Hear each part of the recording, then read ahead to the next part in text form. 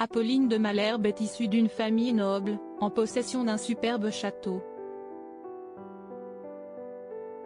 Un monument classé historique qui s'est retrouvé au cœur d'une polémique malgré lui. Chaque matin, comme ce mercredi 21 juin, Apolline de Malherbe est aux commandes de la matinale Apolline Matin diffusée en direct entre 6h30 et 8h30 en simultané sur RMC et RMC Découverte.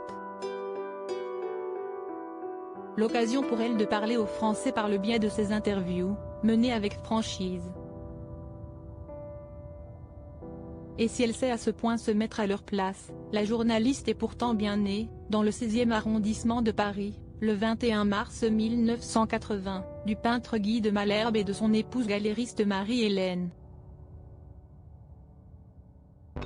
La journaliste est issue de la famille de Malherbe, famille noble d'ancienne extraction rapporte Wikipédia. Un clan en possession du château de Poncé.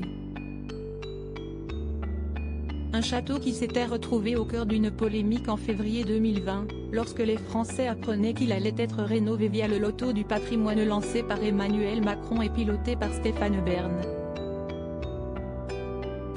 Et il aura fallu compter sur Check Nous de Libération pour établir la vérité à propos du château familial des Malherbe.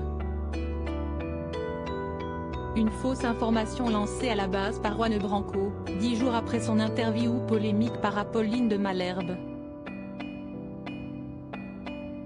Le château du père d'Apolline de Malherbe va bénéficier d'au moins 30 000 € du loto du patrimoine, de Bern. Alors qu'il n'avait même pas déposé de dossier. Il y en a qui ont de la chance, avait-il partagé sur Twitter. On découvrait alors au même moment que le château de Poncé-sur-le-Loir, Sarthe, classé monument historique, appartenant aux parents d'Apolline de Malherbe depuis une dizaine d'années, et plus précisément sa terrasse Caroline, folie architecturale érigée en 1830 et dont la partie centrale s'est effondrée dans les années 80, aurait bénéficié d'une aide de 10 000 € et non 30 000 comme affirmé. Une fausse polémique motivée par une revanche ?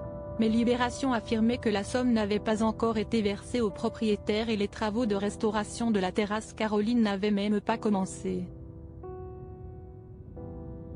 Guy de Malherbe avait bien été reçu dans le cadre de ce soutien à l'Élysée, mais la réception de Stéphane Bern sur le plateau de l'émission d'Apolline de Malherbe date de juin 2018, des mois après la sélection du dit château.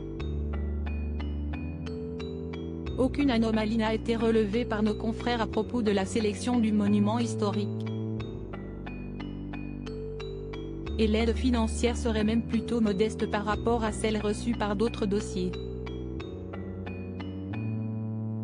Juan Branco a même admis à Check Nous avoir supprimé son tweet qui manquait d'éléments tangibles, et ne souhaitait pas que son commentaire soit interprété comme une revanche de sa part.